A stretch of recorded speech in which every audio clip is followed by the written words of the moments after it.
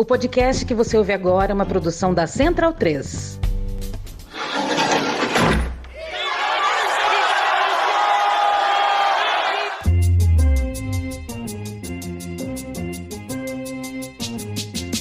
Começa agora Guilhotina, o podcast do Le Monde Diplomatique Brasil. Eu sou Luiz Brasilino e estou aqui com Bianca Pio. Salve, pessoal! Bom, no episódio de hoje a gente recebe o cientista político Jorge Chaloub. Oi, Jorge, tudo bem? Tudo bem, Luiz? Tudo bem, Bianca? É um prazer estar aqui com vocês conversando. Prazer é todo nosso, Jorge. Bem-vindo ao episódio 184 do Guilhotina.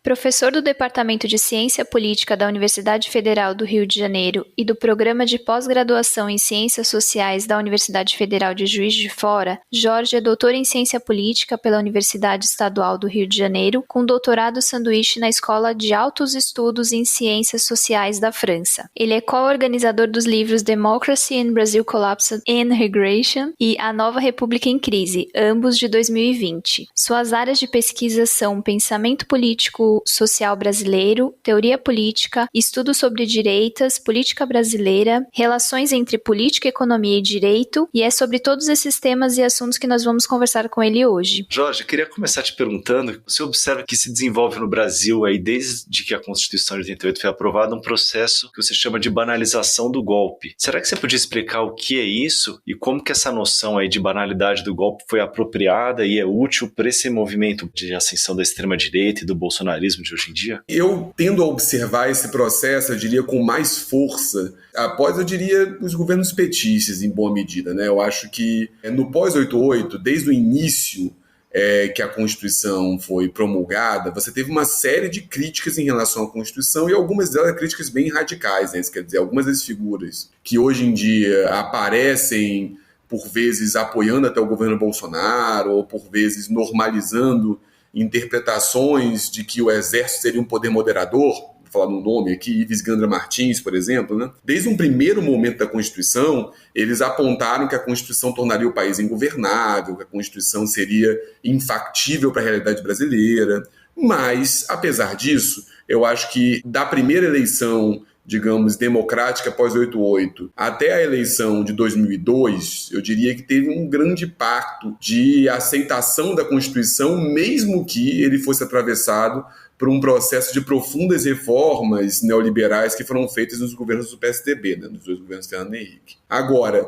o ponto que eu faria em relação a essa ideia de banalidade do golpe é que, sobretudo, eu diria, após o mensalão, começou a se naturalizar uma ideia de que uma ruptura política seria cada vez mais normal, de que uma ruptura política seria cada vez mais corriqueira, né? E é claro que isso é feito ao longo do tempo com intensidades diversas. Num primeiro momento, começou um discurso de que as eleições estão atravessadas pelo populismo, na verdade a Constituição torna o país ingovernável economicamente, a Constituição tem uma série de problemas. Esse discurso começa a se rotinizar na mídia, esse discurso começa a se rotinizar no debate público, mas eu diria que ele vai ganhando força entre 2005, no grande debate em torno do mensalão, e 2016, quando você concretiza o golpe parlamentar que vai derrubar Dilma Rousseff, né? Durante esse tempo, cada vez mais, a ideia de uma ruptura democrática começa a se tornar mais corriqueira no horizonte. Eu acho que você tem uma rotinização da ideia de que saídas que passem fora da democracia de 88 são normais, são aceitáveis. E eu entendo que a expansão do bolsonarismo, digamos, a expansão e normalização de uma certa ultradireita, como eu tenho chamado nos meus trabalhos, né, mas que outros pesquisadores chamam, por exemplo, de extrema-direita e de outros conceitos, de direita radical, por exemplo, eu tendo a entender que não dá para compreender a ocupação de um lugar central por esses atores no nosso espaço público se a gente não compreender uma certa erosão de consensos e pactos da democracia de 88 que ganharam muita força ao longo dos governos petistas, ao longo dos governos que, claro, com conciliações, com negociações, mas que ainda eram vistos publicamente como governos de esquerda.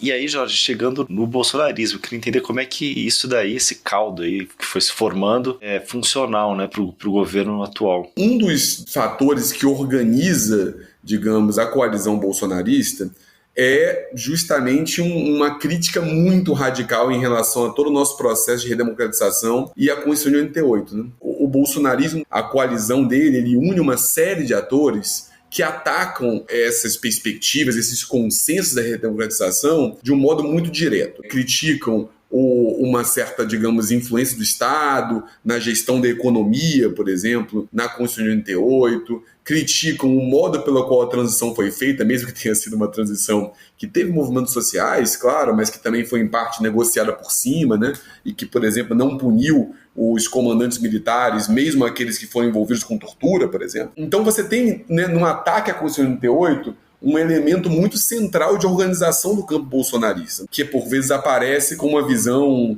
idealizada de uma certa ditadura militar. Então, a erosão desses pactos do pós-88, a erosão desses consensos democráticos, ela é fundamental um pouco para abrir a porta de um ator tão radical quanto o Jair Bolsonaro, né? Porque isso tem que ficar, eu acho importante a gente marcar aqui, né? Eu não consigo pensar em outro líder do executivo brasileiro ao longo da nossa história, e eu posso estar remetendo mesmo ao Império, que fosse tão radical na sua crítica em relação às camadas populares, em relação a qualquer ideia democrática, em relação a qualquer ideia de direitos individuais, direitos civis, direitos humanos, como Jair Bolsonaro. Mesmo os ditadores militares, né, os civis militares, os militares que tiveram à frente do poder executivo durante a ditadura, Médici, Costa e Silva, Figueiredo, Geisel, nenhum deles nunca falou publicamente relativizando a tortura ou falou publicamente defendendo ou sugerindo a tortura. Quando eles eram confrontados com denúncias de tortura na ditadura militar, por exemplo, a saída era sempre uma saída de que isso era uma exceção, que acontecia a despeito do seu controle. Nunca eles falaram publicamente, não, temos que torturar mesmo nossos adversários, né? O Bolsonaro fala isso com uma naturalidade que é alarmante, né?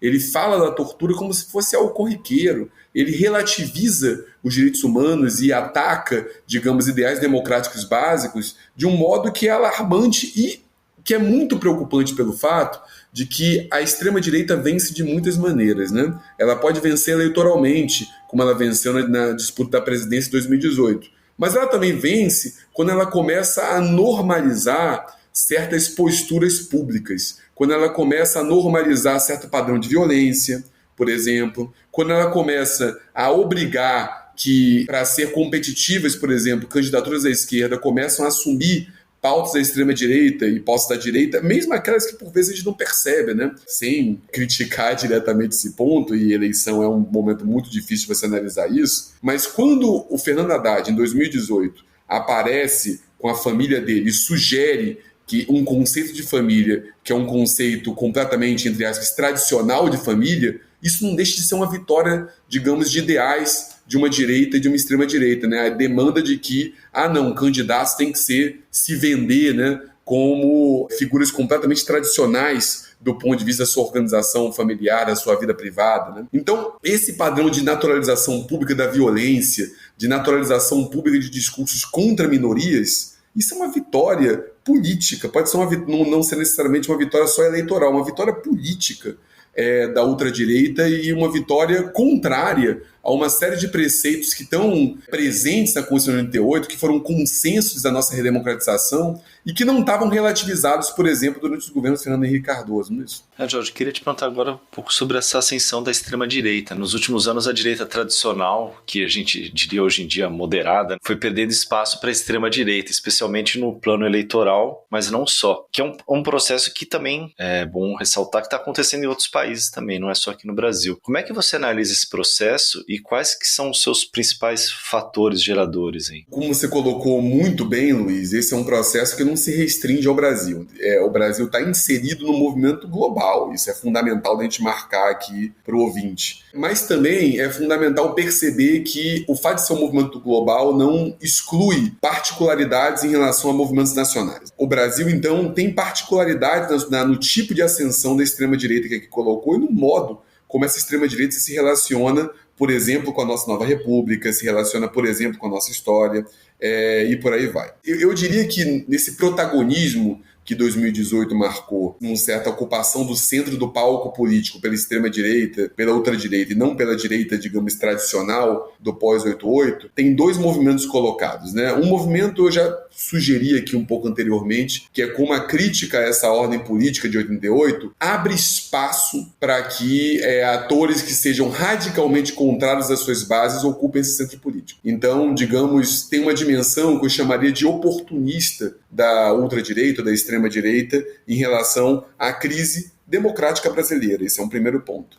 Agora, tem um segundo fator que a gente não pode perder de vista, é que a coalizão bolsonarista ela abrigava atores que eram anteriormente vinculados a essa direita tradicional e eram muito semelhantes à direita que ocupou o centro do espaço público da redemocratização até 2018. Então, tem um fator que é uma substituição de lideranças políticas, né? Mas também tem um outro fator que é muito interessante da gente pensar, que é como parte da direita tradicional deslizou e caminhou rumo à extrema-direita, rumo à ultradireita. Então esse é um segundo fator interessante de a gente pensar. E o que ajuda a explicar isso, né? Eu acho que tem algo que eu quero até aqui fazer a menção, que um colega meu de trabalho, parceiro em alguns textos, sempre chama atenção, que é o professor Pedro Lima da UFRJ, que é o fato de que não é trivial e não é algo que a gente encontra muito comum em outros países, um partido de esquerda, ou que pelo menos se reivindica publicamente como a esquerda, que é o PT, ganhar 4 eleições presidenciais num colégio eleitoral como o brasileiro, né? Você vê isso acontecendo raramente em outros cenários. Essas vitórias eleitorais sucessivas do PT e uma certa incapacidade da direita tradicional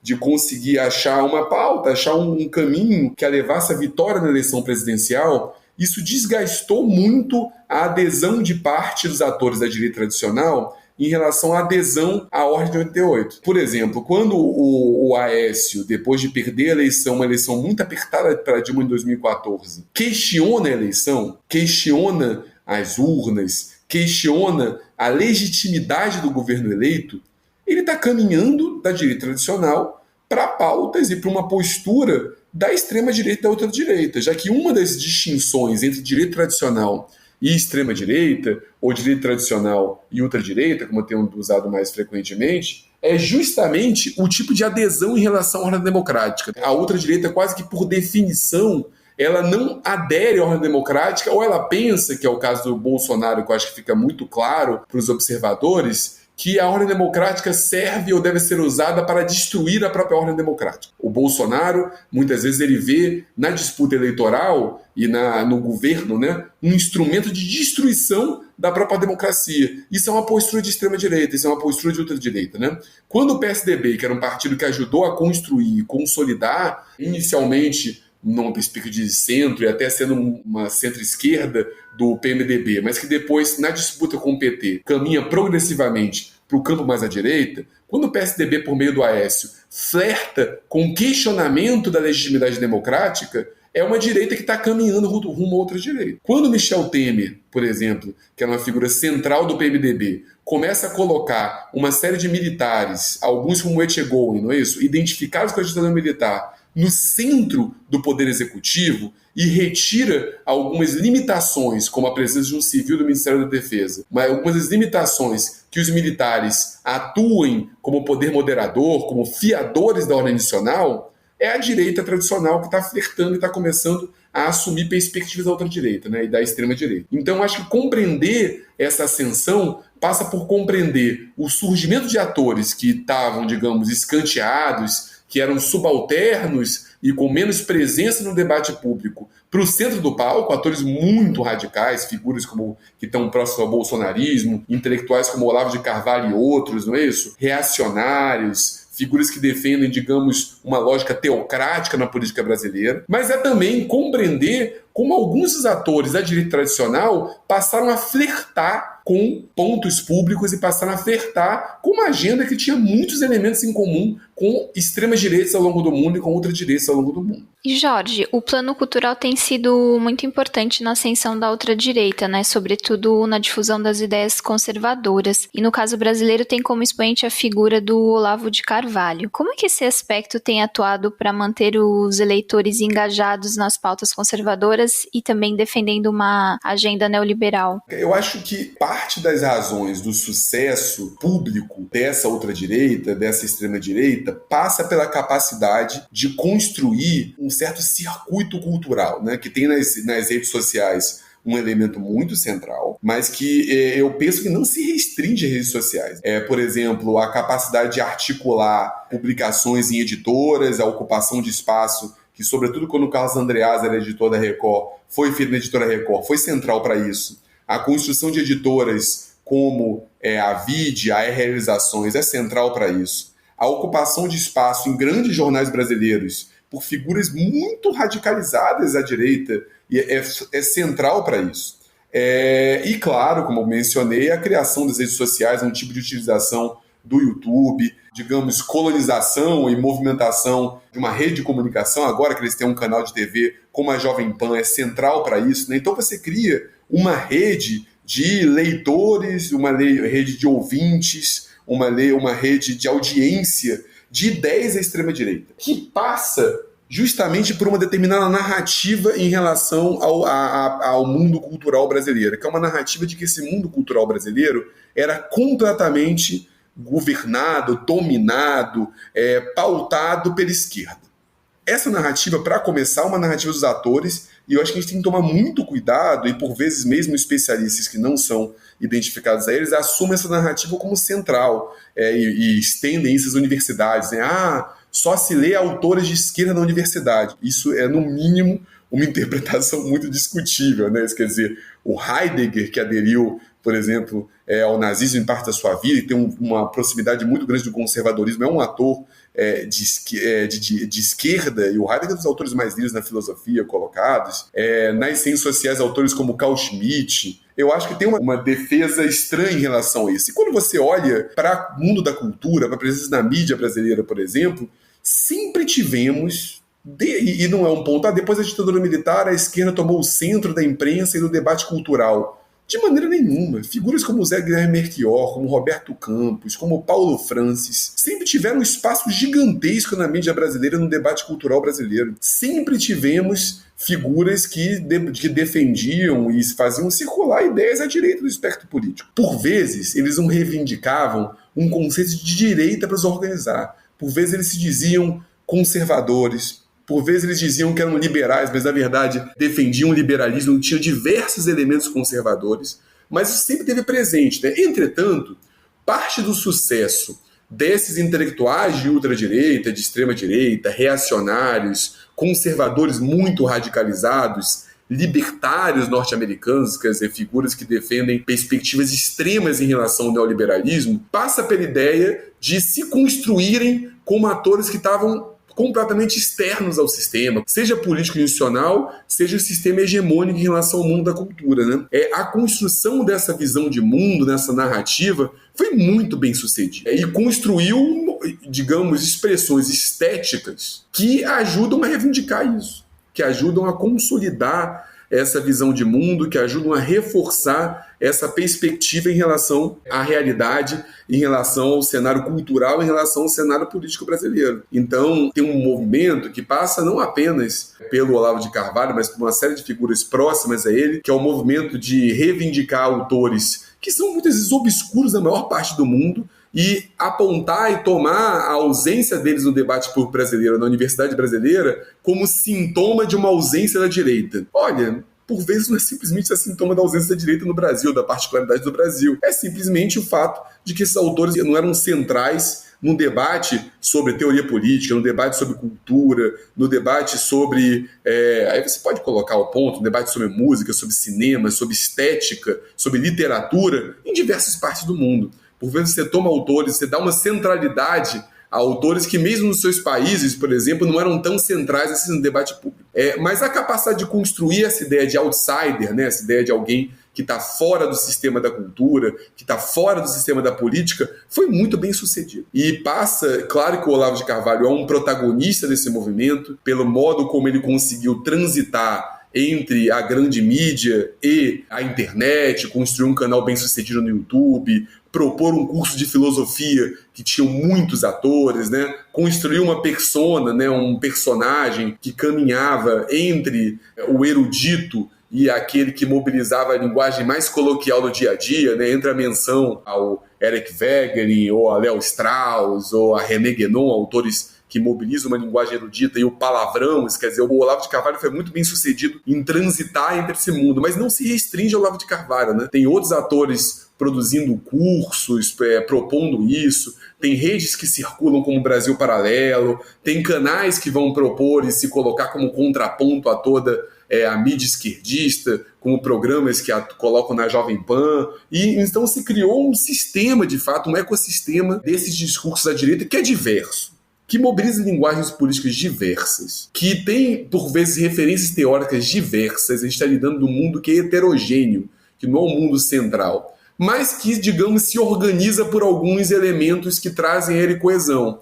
A crítica à esquerda, que é uma crítica política, mas também moral, ou seja, que toma a esquerda como inimigo que deve ser exterminado, é um desses elementos. A perspectiva de que a esquerda é hegemônica e construir a ordem pós-ditadura militar é outro desses elementos. A perspectiva de que a urgência no cenário político nacional é derrotar uma suposta hegemonia comunista, e o comunismo é entendido de várias maneiras dessa perspectiva, é outro elemento que os une. Enfim, então, em meio à heterogeneidade, em relação ao mundo da política, em relação ao mundo da cultura, existe a capacidade de produzir uma coalizão que foi e atuou durante certo momento como relativamente heterogênea, muito em virtude da capacidade de identificar inimigos, de identificar metas a curto prazo, que, de certa maneira, reduziram as suas divergências a longo prazo. Jorge, eu queria acrescentar só uma questão pontual que você falou aí um pouco sobre a participação desses atores aí na imprensa tradicional, veículos que hoje em dia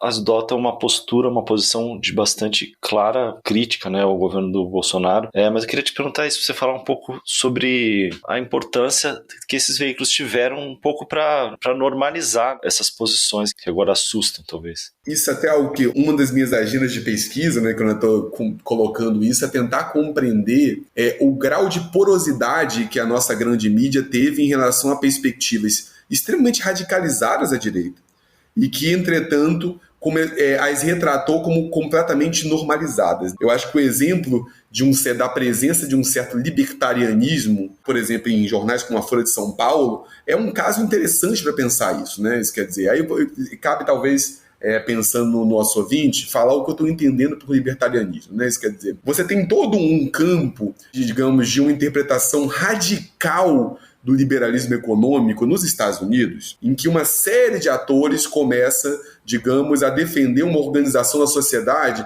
na qual basicamente o Estado é visto como um mal. Isso quer dizer, por vezes o Estado não tem que atuar nem em relação à dimensão da segurança pública. Esses atores, que têm versões bem radicais do neoliberalismo, eles são muitas vezes até compreendidos como conservadores no debate público norte-americano, no debate sobre as direitos norte-americanos. Eles têm um certo ideal de sociedade, que é o ideal da sociedade do pequeno proprietário armado, não é isso?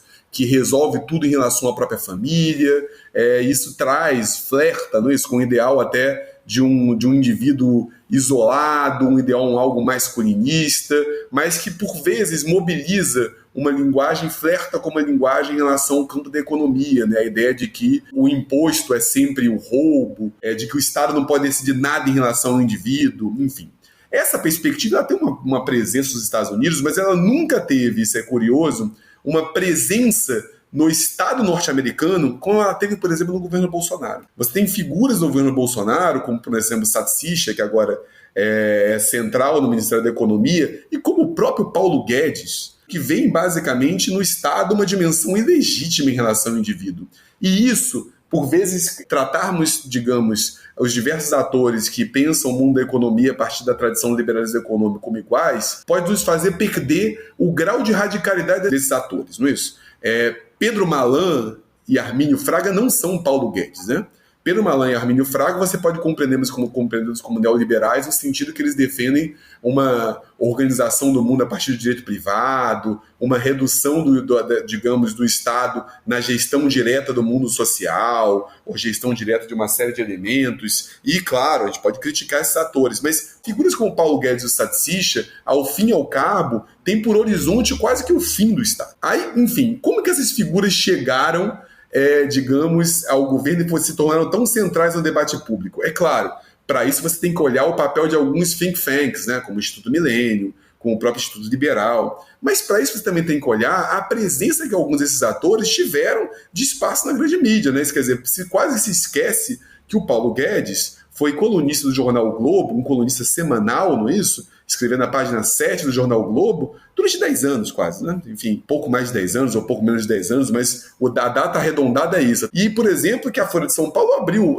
perspectiva para figuras como Hélio Beltrão, por exemplo, que é uma figura extremamente vinculada ao Instituto Mises Brasil, né? Extremamente radicalizada em relação à sua perspectiva da economia, né? E há outros personagens que eram praticamente desconhecidos do debate público, não é isso? E que passaram a ocupar um espaço na Folha e que passaram a tomar por normal, por naturalizado, perspectivas extremamente radicais em relação à política, né? Uma figura como Kim Kataguiri, que foi durante um tempo colunista da Folha, a gente poderia citar outros nomes, né? E você, por outro lado, tem figuras que são figuras que sempre frequentaram o campo, digamos, da extrema-direita e que chegaram a ser alunos do Olavo, próximos do Olavo, e que passaram a ocupar espaços em grandes veículos de imprensa, né? Figura como Martim Vaz da Cunha, que hoje em dia, claro, faz um arrependimento em relação à adesão do bolsonarismo, mas quando você vê as referências deles, são referências muito extremas à direita. E outros personagens que eu poderia pensar aqui, poderia citar outros nomes que passaram a ocupar um espaço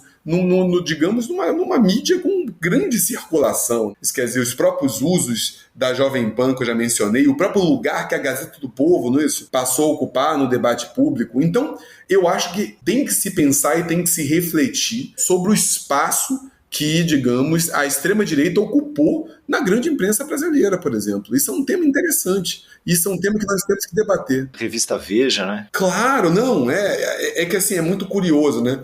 Quando eu converso com os meus alunos, por exemplo, sobre estudos de graduação, eles não têm mais a percepção do que representava a Veja na organização da percepção de Brasil há 15 anos atrás, né? Como a Veja era central na organização, digamos, das notícias da semana, na construção de visões de mundo. E a Veja atuou durante muito tempo como um panfleto de extrema-direita. Isso é um ponto, isso tem que ser colocado. Com jornalistas com, digamos, uma trajetória tradicional. Augusto Nunes, que hoje está no Pingo dos Is, não é isso? Era uma figura central nessa organização do mundo da Veja. E a gente poderia citar outras figuras que, digamos, coadunaram com esse movimento. Então, que naturalizaram perspectivas e padrões de ataque à esquerda que foram colocados. E tem um elemento que eu acho que é muito importante, que talvez até nessa relação entre direito tradicional e extrema-direita / ultradireita, talvez não deixei tão claro, que seria importante mencionar agora, né? Um dos elementos, até na primeira resposta, dessa ideia, digamos, que de naturalização numa ideia de ruptura, é que em certo momento, mesmo uma mídia tradicional de grande circulação, a esquerda moderada passou a ser tratada como ilegítima. É quase como se fosse ilegítimo ser de esquerda. Passou a se naturalizar, e não é a esquerda, digamos, uma esquerda defendendo a tomada do Palácio de Planalto como um palácio do inverno contemporâneo, a revolução amanhã. Não! Uma esquerda que governou institucionalmente durante 13 anos, que governou inúmeras prefeituras, inúmeros estados, passou a ser visto como ilegítima. O tom era quase de que o PT, para ser um ator legítimo no debate público, deveria deixar de ser de esquerda. Isso quer dizer, passou a se normalizar nas candidaturas no debate a ideia de que a esquerda, para ser legítima, deveria não ser esquerda. Enfim, eu estava debatendo isso outro dia com o professor André Kaiser, da Unicamp, que é uma figura também de estudos de esquerdas e direitos brasileiros. A gente estava até tentando pensar algo sobre isso. Enfim, isso estava colocado. Como você passou a ter uma assimetria fundamental no debate político brasileiro, que passa pela aceitação de perspectivas mais extremas à direita, aceitação e naturalização de perspectivas mais extremas à direita, e quase de criminalização de uma esquerda moderada, de uma centro-esquerda. Isso, claro, até nesse ponto que eu estava conversando com o André, isso tem fontes muitas vezes longas no cenário político brasileiro, né? Você pega no pós-Segunda Guerra, em 47, o Partido Comunista Brasileiro, que era o quarto partido nacional, né, que fez 10% da eleição à presidência, que elegeu inúmeros deputados, elegeu um senador, é visto como ilegal em 47 pelo Tribunal Superior Eleitoral, não é isso? Ao passo que o partido, que seria digamos, o herdeiro dos ideais integralistas, o PRP, atua normalmente durante toda a República de 46, inclusive com o Plínio Salgado, que tentou um golpe de Estado em 38, visto como ator normal. Então essa assimetria, ela é longa, né? Mas, claro, depois a experiência dos governos petistas, em certo momento se teve a ideia que, em certo momento, esses governos podiam o PT poder ser visto como um ator normal, né? Mas o ponto é que o PT nunca foi visto como um ator normal. Né? Tem uma tese de doutorado interessante, não quero fazer muitas referências aqui, né? Mas o Leonardo Martins Barbosa, que defendeu no IESP, eu fui até da banca, que ele faz esse ponto, né, sobre o lugar do PT nesse sistema político brasileiro. E que apesar de toda a moderação que o PT teve, isso quer dizer, e claro, colocado, apesar do PT, moderação é um conceito muito difícil, né? Eu mesmo sou resistente em relação a ele por vezes, porque ele por vezes traduz mais perspectivas autocentradas do que análises mais, digamos, sofisticadas, né? Mas assim, deixa de lado a moderação. O PT governou institucionalmente durante 13 anos, né? E mesmo governando institucionalmente durante 13 anos, ainda era visto muitas vezes, e é visto como autoritário, como afins a regimes não democráticos. Na reflexão sobre esse fato, na narrativa da escolha muito difícil de um jornal como o Estado de São Paulo, está a naturalização da extrema-direita. E Jorge, queria trazer o Centrão aqui para nossa conversa e te perguntar como é que foi o comportamento desse grupo político durante o governo Bolsonaro. Você acha que houve uma alteração na relação do Bolsonaro com o Centrão mais para o final do mandato? E também, como que a aliança com o Centrão não abalou a relação do Bolsonaro com suas bases? Isso são dois pontos bem interessantes, Bianca. Assim, o primeiro ponto, eu acho assim, até gosto de falar sobre isso, né? Eu acho que o Centrão é muitas vezes representado de uma maneira, digamos, algo equivocada no debate público, porque as pessoas quase pensam que o Centrão é um partido político. Eu diria que a existência do Centrão, ela é fundamentalmente parlamentar. O Centrão é um bloco parlamentar, que, digamos, é claro que atua nesse ponto, mas que depende da articulação parlamentar para, digamos, atuar nas diversas dimensões políticas. Agora, o fato do Centrão ser um bloco parlamentar a esse ponto não quer dizer, e por vezes as pessoas colocam, que o Centrão não tenha ideias políticas com as quais eles têm uma afinidade, né? O Centrão é um ator que se organiza fundamentalmente no parlamento, na sua relação com o Poder Executivo e na sua atuação intraparlamentar. O Centrão, por vezes, tem uma ação profundamente pragmática, mas distintamente do que algumas pessoas imaginam, pragmatismo não se opõe necessariamente a ter ideias políticas ou a ter ideologias políticas. O Centrão é um ator pragmático que tem uma afinidade profunda com pautas da direita política. Por exemplo, tem uma afinidade política profunda com pautas de uma direita moral, por exemplo, que vão defender, por exemplo, conceitos extremamente conservadores de família. Por vezes as pessoas falam, não, mas o Centrão seria avesso à perspectiva, uma leitura do liberalismo econômico mais extremado, do neoliberalismo. É claro, o Centrão não vai ser libertário, como eu falei aqui.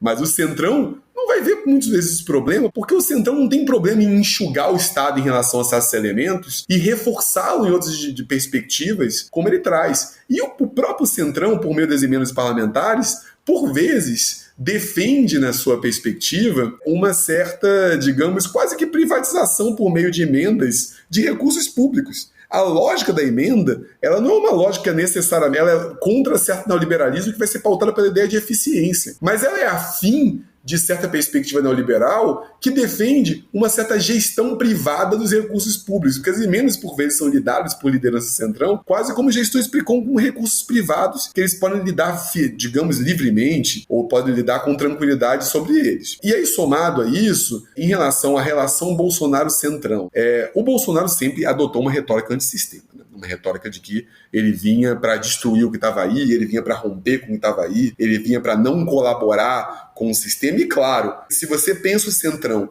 como autor que é um fiador das nossas relações executivo-legislativo no pós-88, como um ator que ajuda a operar o sistema, é claro que isso pode gerar tensões. Mas eu acho que o Bolsonaro, nesse ponto, ele conseguiu ser até relativamente hábil em conseguir, digamos, retirar por vezes esse tema do debate público, em colocar isso, em retratar, na verdade, que ele estava sendo vítima e coagido pelo sistema. Isso, inclusive, por vezes, foi mobilizado como um argumento em prol ou do golpe ou do segundo mandato, né? Porque o Bolsonaro, o tempo todo, ele atua com esses dois horizontes. O golpe é sempre, ou quase sempre, a perspectiva prioritária do Bolsonaro. Se ele pudesse dar um golpe, ele veria isso até como mais legítimo do que uma eleição, né? Mas, por outro lado, ele também vende a ideia, no segundo mandato aí eu vou poder governar livremente. O Centrão também surge, por vezes, para ele, como um argumento de um governo que não fez tudo o que prometeu, e que não rompeu com o sistema, porque precisa de mais elementos para romper com o sistema. Seja pelo golpe, seja por uma nova eleição na qual ele então estaria plenamente livre. Agora, sem dúvida, para alguns eleitores que são menos aferrados à imagem do Bolsonaro, menos aferrados a uma identidade pública de extrema-direita, é claro que a aliança com o Centrão surgiu como uma certa contradição do Bolsonaro, né? Tirou um pouco daquele argumento que ele colocava de que ele não ia negociar com ninguém, ele ia fazer como ia ser, ele não ia colocar, né? Ele seria o político antipolítica, né? O político que não negociaria, ou o político antiparlamentar colocado, né? Enfim, é claro que parte da rejeição ao Bolsonaro e parte do abandono de alguns eleitores que votaram no Bolsonaro, por exemplo, no primeiro turno de 2018 e não estão votando no primeiro turno agora, né? Eu acho que parte desses eleitores certamente viu na aliança como um Centrão, nos inúmeros escândalos de corrupção que atravessaram o governo Bolsonaro, uns elementos para se sentirem, digamos, frustrados, para se sentirem contra o governo Bolsonaro e para não se verem estimulados a votarem nele de novo. E Jorge, você observou em loco a manifestação do 7 de setembro em Copacabana. Você poderia compartilhar com a gente o que você encontrou por lá? E dá para ver que a composição da manifestação teve esse avanço da extrema-direita sobre a direita tradicional que a gente comentou aqui no início do programa? É curioso, né? Eu assisti, quer dizer, também fui observar algumas manifestações de 15 e 16, acho que eu observei duas. Eu observei uma manifestação em 2019, já no primeiro ano do governo Bolsonaro, e eu observei essa manifestação, né, do último 7 de setembro. E por mais que, claro, por vezes esteticamente, quer dizer, a presença do verde e amarelo, a presença de símbolos militares estava presente, tem modificações e mudanças que são sensíveis e que são interessantes a gente pensar conjuntamente. Por um lado, eu acho que cada vez mais se naturaliza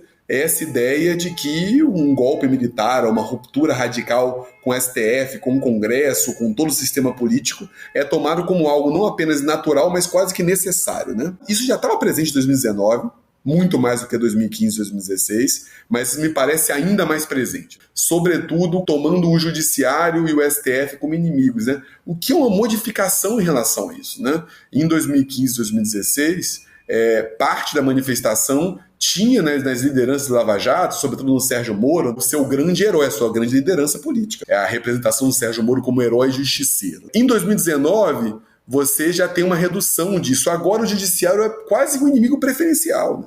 O judiciário disputa esse posto de inimigo ao lado do Lula, por exemplo, e ao lado do PT, e ao lado do comunismo. Então, essa manifestação de 7 de setembro, por mais que não dê para dizer todos que estiveram lá são figuras, são militantes de extrema-direita. Não. Isso quer dizer, parte de quem estava lá, e acho que em parte o survey conduzido pelo Pablo Hortelaro, pelo Márcio Moreto, né, que aqui no Rio, que eu observei, foi co-organizado pelo professor José Suvaco do IESP, esse survey mostra que tem uma certa diversidade ali colocada, e pelo perfil colocado, mostra que tem uma certa direita tradicional copacabanense que estava presente ali. A escolha de Copacabana não é à toa, né? Copacabana é um bairro com tradição de manifestações históricas da direita e com uma presença forte de figuras de uma direita colocadas que não necessariamente são de extrema direita. Agora, nos símbolos, nos carros de som, no tipo de manifestação e mobilização de um reacionarismo católico, não é isso? De perspectivas muito extremas à direita, dos neopentecostais, por exemplo, no uso do militarismo, no uso do anticomunismo, dá para dizer que os símbolos predominantes da manifestação são símbolos de extrema-direita. São símbolos que naturalizam a ideia de golpe, são símbolos que defendem uma ruptura imediata por meio do golpe com a ordem institucional, Por mais que, claro, uma parte, a estimativa foi de 60 e poucos mil pessoas no Rio, de 64 mil pessoas, posso estar errado, mas é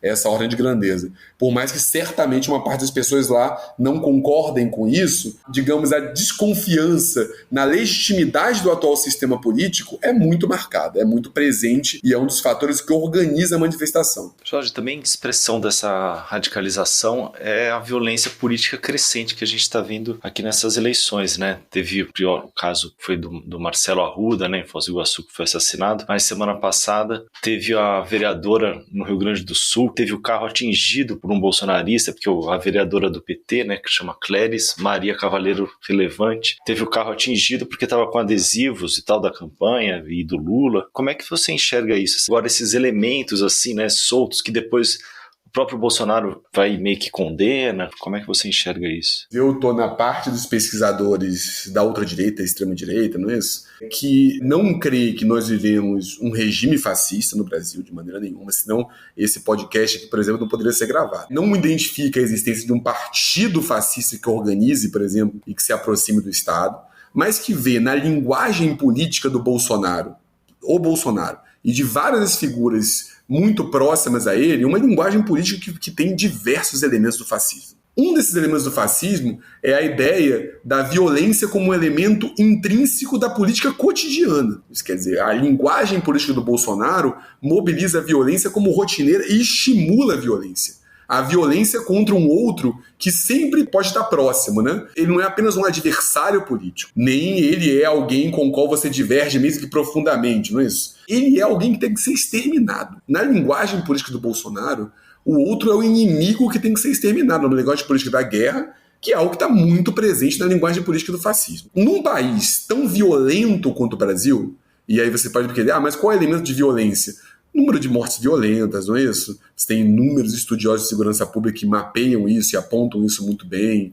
Número de linchamentos, né? Isso quer dizer, tem um estudo já clássico do professor José de Souza Martins sobre isso. Num país tão violento como o Brasil, você tem lideranças políticas que foram muitas vezes normalizadas e que tem uma linguagem que estimula a violência rotineiramente, cotidianamente. Não há como a violência política não explodir como ela está explodindo na atual eleição, e ela vai se manter com uma rotina até que percebamos que essa linguagem não pode ser tolerada, que a gente não pode compor com essa linguagem, que nós não podemos naturalizar essa linguagem. O atual presidente e diversas lideranças políticas defendem explicitamente, digamos, a violência política. Fazem piada com a morte de uma liderança política, espalham fake news com a morte de uma liderança política do porte da Marielle Franco, por exemplo. Isso quer dizer, naturalizam quando você tem ataque a alvos políticos, assassinatos de clara motivação política. Então é esperado, quando você tem esse tipo de mobilização num país que já tem dados de morte violenta e uma violência cotidiana muito alta, é quase que esperado esse movimento e esse cenário que a gente está lidando hoje em dia, que é muito preocupante. Não apenas pelas vítimas que não voltam, né, que são irreparáveis, evidentemente, mas porque pode se tornar algo rotinizado, né? Parte da expansão do fascismo em diversos contextos nacionais, e textos clássicos de estudo sobre fascismo apontam isso, passam justamente pela violência política e pela rotinização da violência política contra adversários. Os comunistas, entre aspas, né, que passam a ser todos aqueles que não concordam completamente, não é qualquer tipo de adversário político. Mesmo figuras, como o caso agora, que está muito explícito à ordem do dia, né, isso da jornalista Vera Magalhães, que nunca foi uma figura com grande proximidade em relação à esquerda e que está sendo agora fruto de uma violência, né, isso evidente. Então, esse tipo de separação entre amigos e inimigos é uma parte da linguagem política do bolsonarismo. E vale uma distinção que é importante de ser feita, né? Um dos sensos comuns de quem vai falar em escolha muito difícil, ou quem vai atacar a esquerda, é falar: o petismo dividiu o Brasil entre nós e eles. O conflito é parte da política, tudo bem? E é parte da política democrática. Se você não tem conflito público, disputa pública, você não tem política democrática em nenhum lugar do mundo. Agora, o conflito não implica o extermínio público do inimigo, como o inimigo é ser exterminado. Isso é outra coisa. O PT nunca defendeu o extermínio de ninguém, nem perto disso. O PT apontava e a esquerda colocava divergências políticas, conflitos políticos. Conflitos em relação, por exemplo, o modo de lidar com as propriedades improdutivas do campo, que gera uma tensão entre, por exemplo, o MST e lideranças ruralistas. conflitos em relação a modo de gestão de políticas sociais, conflitos em relação a modo de gestão da economia. Claro, isso é um elemento importante do mundo da política, do mundo democrático. Agora, se eu não represento o meu adversário como inimigo que tem que ser exterminado, eu posso eventualmente até no futuro compor com ele. Como a esquerda compôs com tanta gente e está compondo agora, né? O vice da chapa do Lula é o Geraldo Alckmin, que é uma figura que nunca teve algo próximo à esquerda na sua trajetória. Agora, o bolsonarismo, ele retrata, e essa extrema-direita, ela retrata o outro como inimigo a ser exterminado. Isso é uma linguagem pública do fascismo. Isso é uma linguagem pública que vê a violência quase como uma parteira de um novo mundo, como um elemento necessário para produzir o novo. E quando você naturaliza, quando você torna isso regra, você tolera isso, olha aí a chance de você sair de uma ordem que possa ser chamada de democrática sobre qualquer aspecto é muito grande. Jorge, ainda falando sobre um outro aspecto importante aí dessas eleições, que é a campanha que o Bolsonaro tem feito contra as urnas eletrônicas. Como é que você enxerga essa campanha e qual o impacto que ela tem aí sobre os seus seguidores e também que ela pode vir a ter sobre o resultado em si da votação, né? A campanha das urnas eletrônicas é, em parte, o Bolsonaro se aproveitando de um repertório das ultradireitas, das extremas-direitas global, né? Por exemplo, o próprio Trump, que é uma figura que inspira o Bolsonaro em alguns aspectos, questionou o sistema eleitoral norte-americano em vários momentos, e em parte é a materialização de algo que eu mencionei brevemente antes, né? Do fato de que o Bolsonaro está sempre sondando a brecha para um possível golpe. As urnas eletrônicas são uma maneira de deslegitimar o sistema e justificar, digamos, um regime de base autoritária. E justificar ou a extensão de um mandato, ou justificar o questionamento das eleições, ou justificar um movimento armado que venha questionar, digamos, resultados eleitorais, enfim. E também, agora, o que tem que ser colocado em relação ao que eu já falei aqui, né?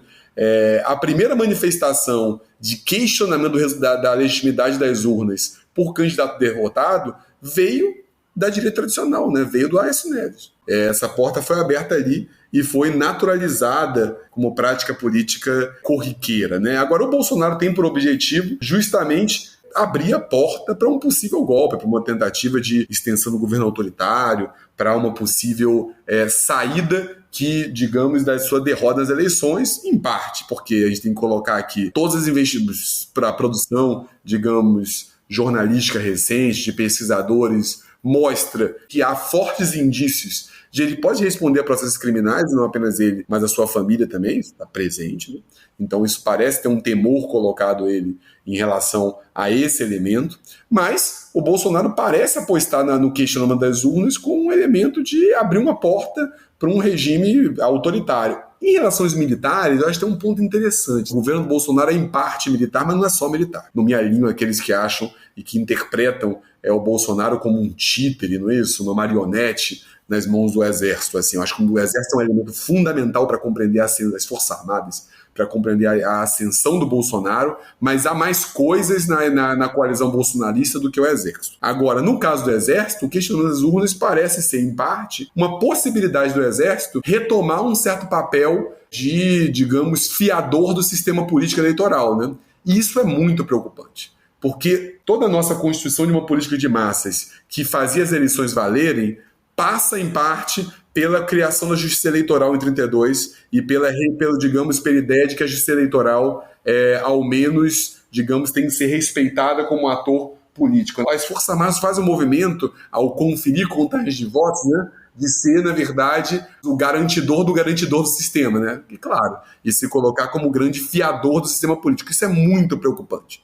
É muito preocupante mesmo a manifestação do TSE, que por mais que tenha sido dura, você fala, não, mas as Forças Armadas podem contar os votos como elementos. Não, não podem. O Exército é uma parte do Estado brasileiro. E como todo funcionário público, os militares têm que agir de acordo com o que a lei prevê que são suas funções. A lei não prevê que a função do Exército é contar voto. Logo, as Forças Armadas não podem contar votos. Isso não pode ser feito. E quando você naturaliza isso, você abre uma porta muito perigosa para, digamos, uma parte de funcionários públicos que portam armas, por exemplo. Então esse elemento é colocado. Agora, o questionamento das urnas é mais uma ideia de questionamento da legitimidade do sistema e de questionamento e de abertura de possibilidade de uma ruptura com o sistema. Jorge, a gente está chegando ao final, mas a gente não pode deixar de te colocar numa roubada aí, que é te perguntar sobre projeções aí para o cenário pós-eleitoral, né? Tanto o caso de reeleição do Bolsonaro, o que se pode esperar aí, né? Com tantas portas que foram abertas aí, tantas portas preocupantes que foram abertas, quanto para o caso de uma vitória,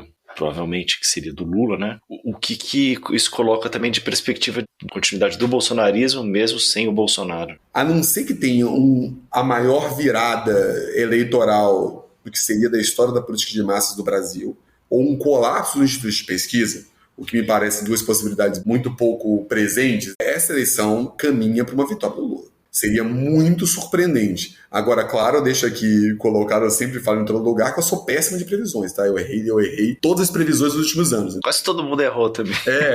Desde 2015, digamos assim, eu erro todas as previsões. Mas dado isso, me parece muito improvável que um resultado que não seja uma vitória do Lula em primeiro e segundo turno. Isso é um primeiro ponto a ser colocado. Agora, quais são os temores a serem colocados nisso? Primeiro, um temor que eu tenho, isso quer dizer, eu diria que eu não acho crível, dado a organização geopolítica hoje em dia, dado o modo como as relações internacionais estão presentes, um regime político autoritário sob o domínio do bolsonarismo. Não me parece que seja possível.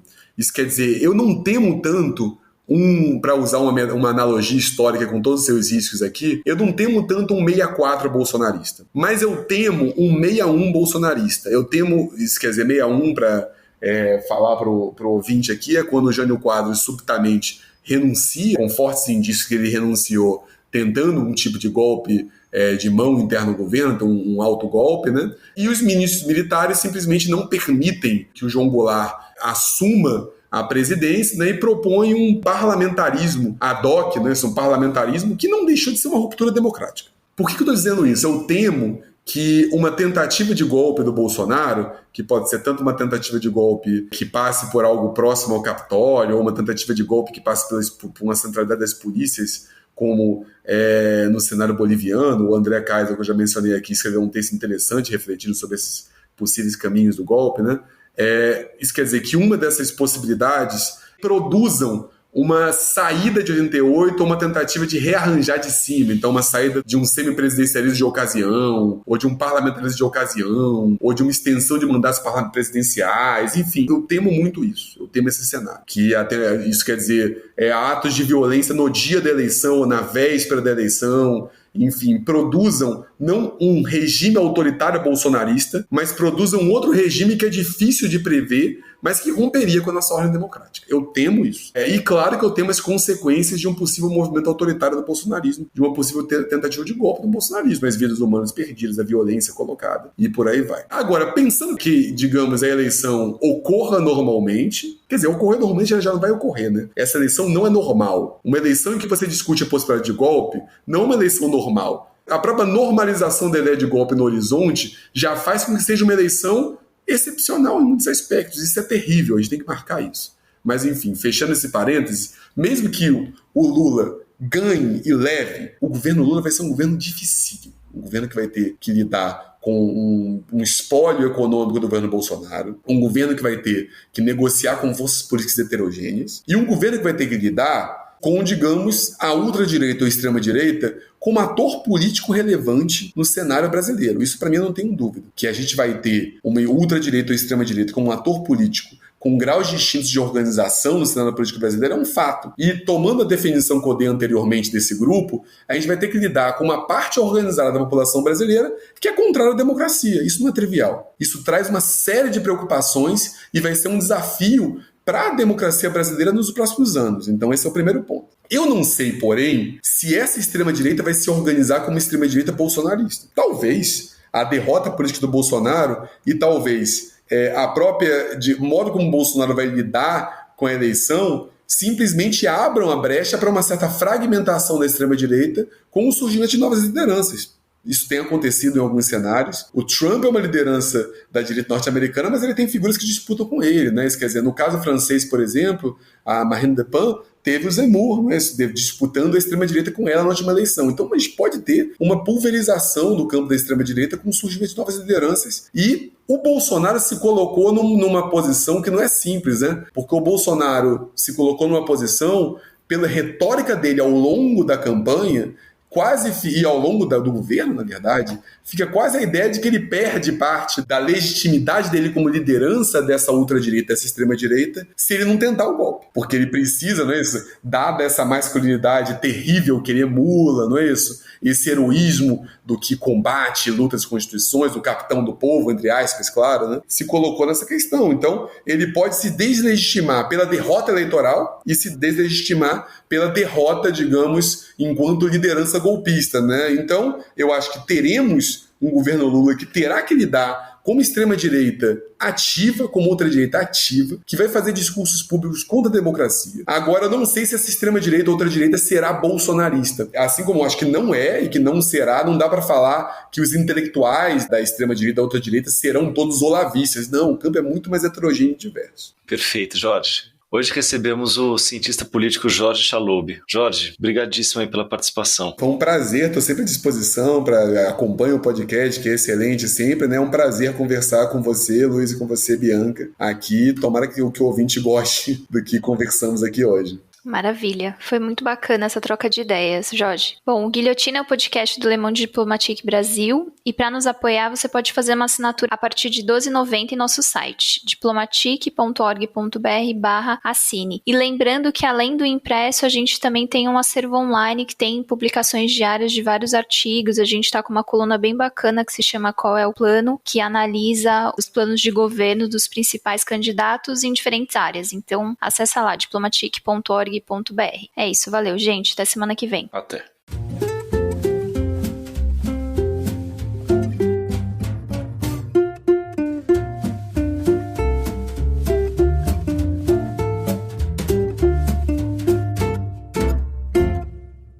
Mais il m'entend, mais oui, madame, c'est là que j'ai laissé mon cœur.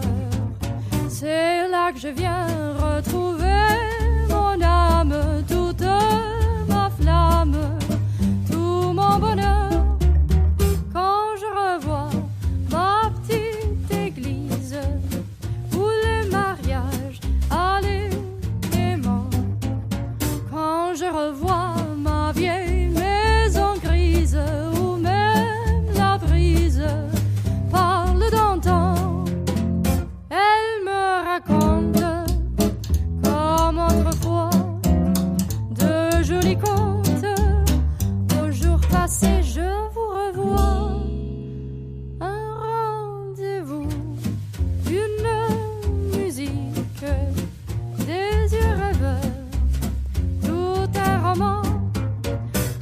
un roman d'amour poétique et pathétique. Mais il m'entend quand midi sonne, la vie s'éveille à nouveau, tout résonne. De mille écolas, midinette, fait sa dinette au bistrot, la pipelette, lit ses journaux. Voici la grille ouverte, voici la porte ouverte, qui grince un peu pour dire bonjour. Bonjour alors, tu v'là de retour.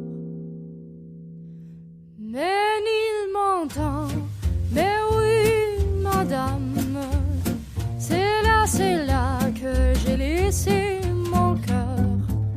C'est là que je viens retrouver mon âme, toute ma flamme, tout mon bonheur. Quand je revois ma petite gare où chaque train passait joyeux, j'entends encore dans le tintamarre des mots bizarres, des mots d'adieu. Je suis pas poète, mais je suis ému